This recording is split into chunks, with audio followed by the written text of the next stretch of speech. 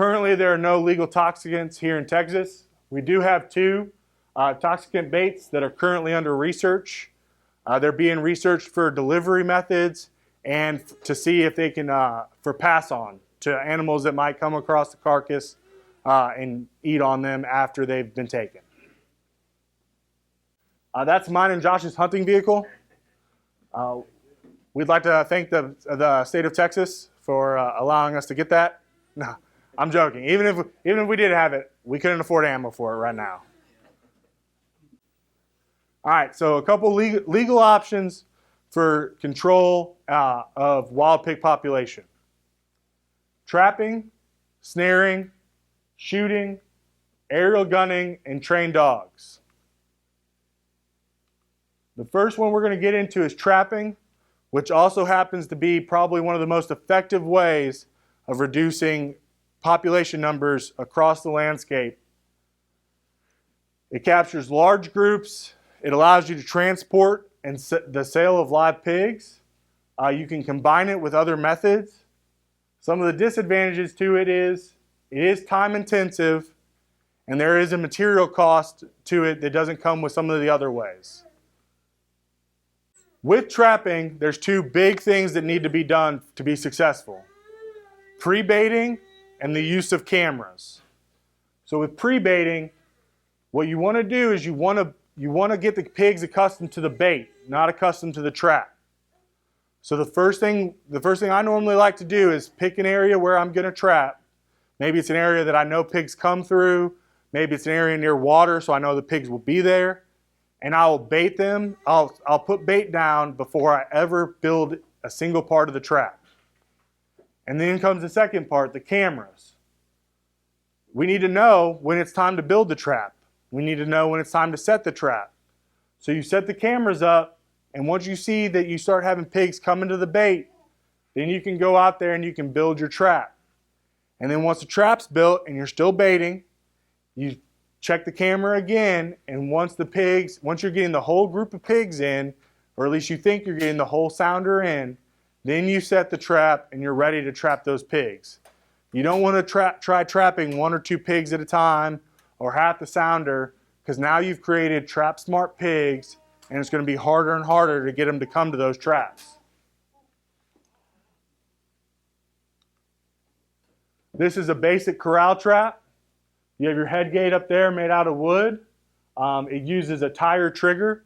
So basically the way it is they set that head gate up, they tie a rope off to that tire, they'll fill the tire up with some corn. Once they start kicking that tire around, it'll set that head gate off, and you've caught your sounder. You can adjust the sensitivity of it by getting a bigger or smaller tire. And you want to make sure that it's in the back back 1/3 of the trap.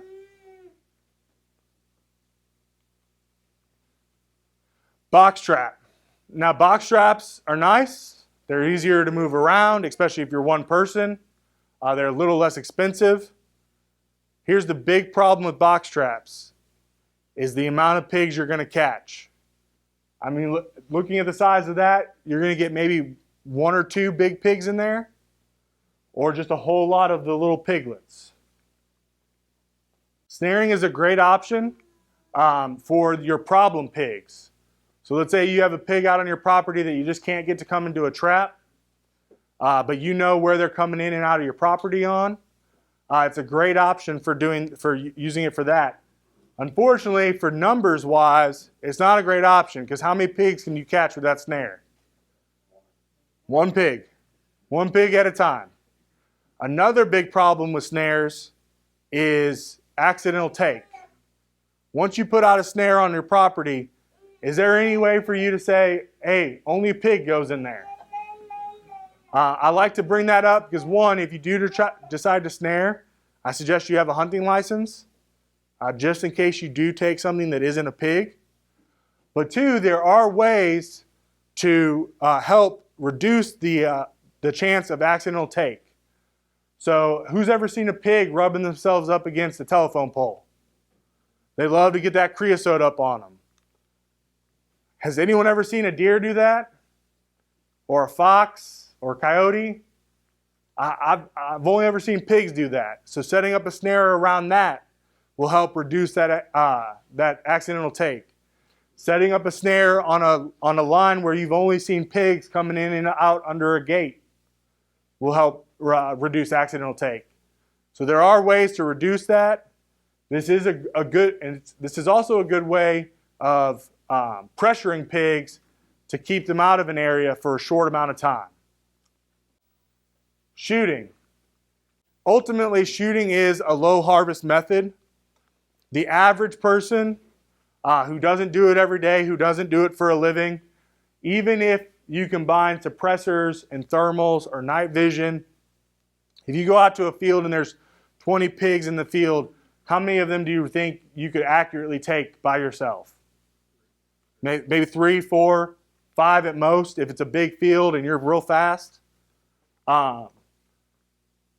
It is the most fun method though, I will say that. It's also another method that's good for pressuring hogs off of a piece of property. So again, while the ultimate goal is reduction of the population, some of these methods can be used to help pressure hogs off of a piece of property to give those ground nesting birds a chance to get off the ground. Maybe you just planted a crop and you just need some time for it to break through the soil. These are methods that you can use to help keep them off your property for a short amount of time. Now that might be 2 weeks, that might be a month.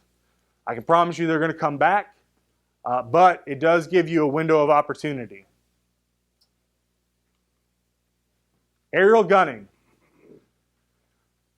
Besides trapping, aerial gunning is probably, in all honesty, aerial gunning is probably the most effective way to get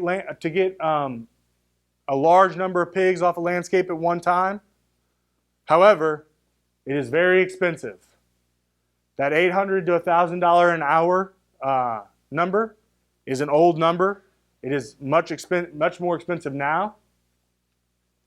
We're going to talk towards the end of this about the success that USDA Wildlife Services has had with their aerial gunning and their direct take. It is a very effective way of doing it, but for normal times when we don't have these programs going, it is a very expensive way that most landowners don't necessarily have the means to get done. I ask them every time I see them, and they still won't let me get up in the helicopter with them. I don't know why.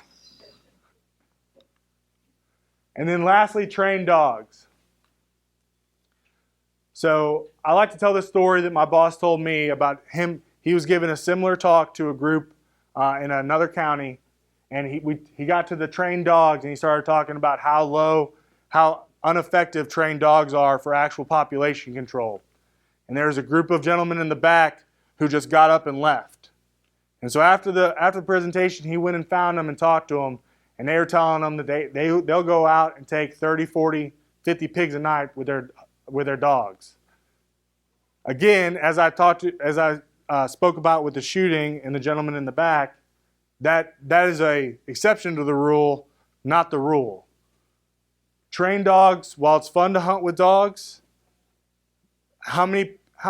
realistically, 3, maybe 4 pigs in a night for trained dogs, because the dogs you have to find the pigs, the dogs have to catch them, hunter has to get in close and dispatch the pig, and then you got to hope that none of your dogs got hurt.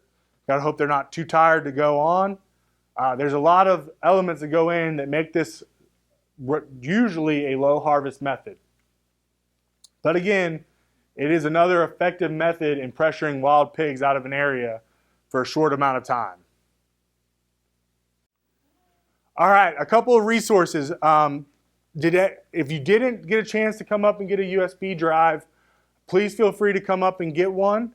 It has a bunch of NRI's publications on wild pigs, about damage they do, about ways to trap them, about best practice methods.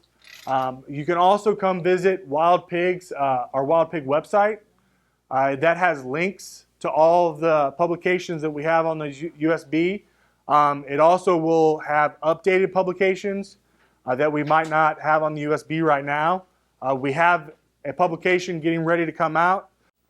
The big point of these publications is to help the landowners of Texas hopefully be one step ahead of what's coming down the pipeline.